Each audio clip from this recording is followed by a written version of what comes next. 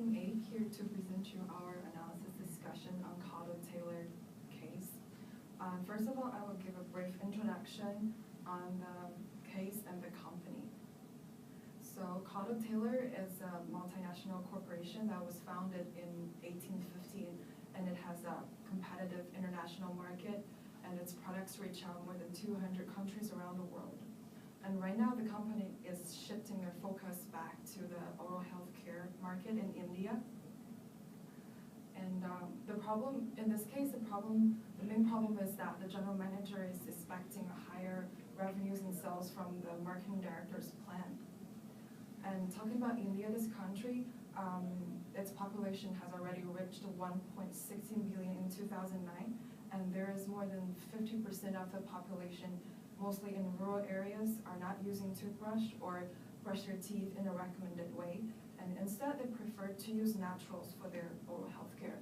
And also due to the limited access to basic oral health, in rural areas there is a shortage of dentists and a lower awareness of this oral health care among people. And next, my teammate Anastasia is going to talk about the SWOT analysis being applied to this case. Let me introduce to you the SWOT analysis of the Cotto-Taylor case. So the SWOT analysis consists of 4 parts: strengths, weaknesses, opportunities, and threats. Let's talk about strengths and weaknesses first. So Cotto-Taylor is a multinational company. Furthermore, it can predominantly hire international employees. That would be their strength, as that means that local workers are already immersed in the local market, and that could be more beneficial for the customers. Another strength would be of having a larger company would be economy of scale. Suppliers always provide some price breaks for employees, retailers, and wholesalers that have an opportunity to buy a bigger quantity of the products. So they have an advantage to set their prices lower. Another strength would be the partnership of Cotto-Taylor company with Indian Dental Association. There have been free checkups provided for Indian citizens with instructions on how to use toothbrushes and general oral care. If we talk about weaknesses, the company doesn't have a long-term sustainability from the side of headquarters. They are trying to they expect unrealistic plan to duplicate Thailand's strategy. The second weakness would be the uncertainty in strategy for key selling points of the company. There's a conflict in between the director and manager of marketing department. Another weakness would be that there's no distribution in small owned stores, and their distributors in rural areas have problems because they don't know the local language. Rural citizens are less educated, they are very price sensitive, they have demands on buying a smaller sized product for a lower price. So if we talk about opportunities and threats, obviously it's a very large company, so it has a huge market size. Also, due to being a multinational company, it has synergy effects, having different branches and subsidiary companies abroad. You can share knowledge in between which strategy works, which doesn't. Another opportunity would be that since 2009, the IDA, Indian Dental Association, has formed an insurance plan for Indian citizens. And they have been a little bit innovative. They have introduced the battery-operated toothbrush that has performed 20% better in terms of gum bleeding problem, a common common problem among Indian dental patients. Let's talk about threats. There is a low demand on the produced products of the Cottle Taylor company because not everyone can afford battery-operated toothbrushes, for example. 50% of Indians are not concerned about preventing or curing dental problems, unfortunately. Also, as I said before, rural areas are not as informed and educated about dental hygiene in total, oral hygiene. There's a dentist shortage. According to statistics, there's only one dentist per 10,000 in the area, for 10,000 people. There's low toothbrush turnover rate, according to the number statistics. And there are no name brands competitors mentioned in the case. And most of Indians in rural areas are not educated. That influences the company's sales a lot. And my teammate Patty will continue with case analysis. And case analysis can apply to the case study. First of all, cultural distance. Most people in India live in rural and also lack of social network. But in Thailand, most people live in capital city. India have traditionalism. They always use the local resources because it's cheap and free. But in Thailand, they always interested in new innovations. And also, people in India always trust in, they always believe in natural resources is the best. Second, administrative distance. The government in Thailand always support everyone to reach the oral care, but government in India support only IDA. Next, geographical distance. As we know, total area in India is larger than in Thailand.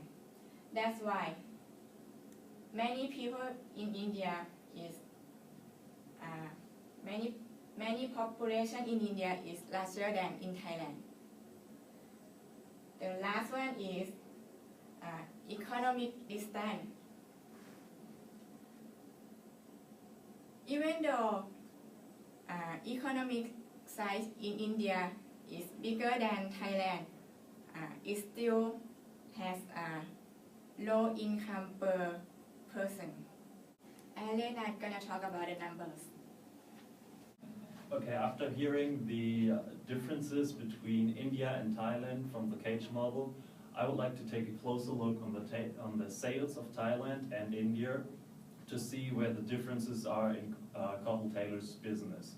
So when first taking a look on the sales in Thailand, we will see that the major growth of the success story of the Thailand sales is based on the mid-range and the high-end sales, as they have the highest growth, and so you can see that the people in Thailand are more wealthy and can afford more expensive products.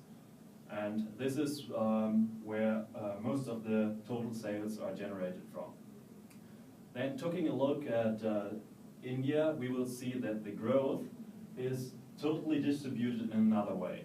So we will see that the main growth is achieved by the low-end models, which means Indians do not afford the higher priced models, they rather stick to the low-cost models. And Cottle Taylor even predicts an increase of growth of 160% to the next year, to 2010. And this is a quite big step forward into the next level. So that is why we think the theory or the practice in Thailand is not applicable to the Indian market, because sales are totally distributed in another way. And with saying this, I would like to pass on to Graf, who will tell us more about practical insights. As being a local person from India, I would like to say that maximum population in India lives in rural areas. People in rural areas are poor. They have really low income. The people living in rural areas do not have earning more than $2 a day. The products, I feel, should be very much affordable for poor people. They do not have good knowledge about the product. I feel they should be given good knowledge about the product with the help of Indian Dental Association and the local dentist.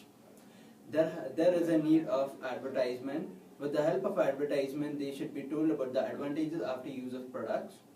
The products should be easily available in the rural areas so that people can go and buy them. And government should take some serious steps like spread awareness, good transportation and electricity. Now my teammate Abhishek would come up on and say about action plan and recommendation.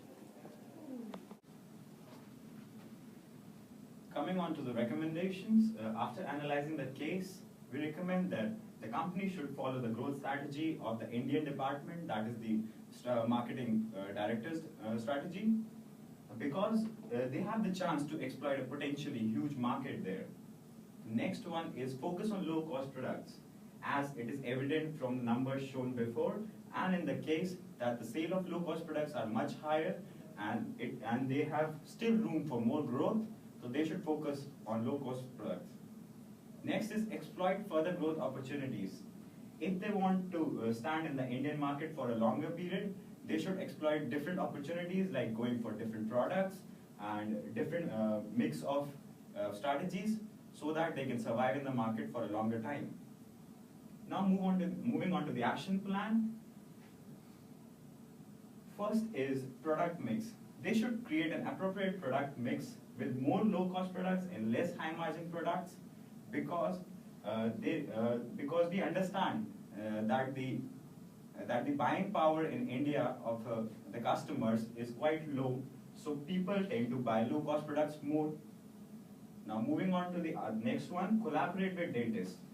The company, to woo rich people, they should collaborate with dentists to sell their high-end products. Next is school workshops, which is a great way to increase the incidence of brushing, because children will learn about the various effects of the brushing, and they will increase the incidence of brushing in the society. Moving on to the next one, we propose two goals. One is a short-term goal and other is a long-term goal. There should be the focus on short-term goal on urban areas, because they have already invested in the urban areas and the high-end products have potentially higher profit. So with a little investment, they can earn more profit and use that profit to achieve their long-term goal by capturing the market. We have divided the customer population of India into three categories. One is urban, semi-urban and rural. What we like to present here is different people have different mindsets. So we require different strategies for these three customers if they want to achieve their high sales target. And thank you very much. If you have any questions, you can comment and we'll be glad to answer back.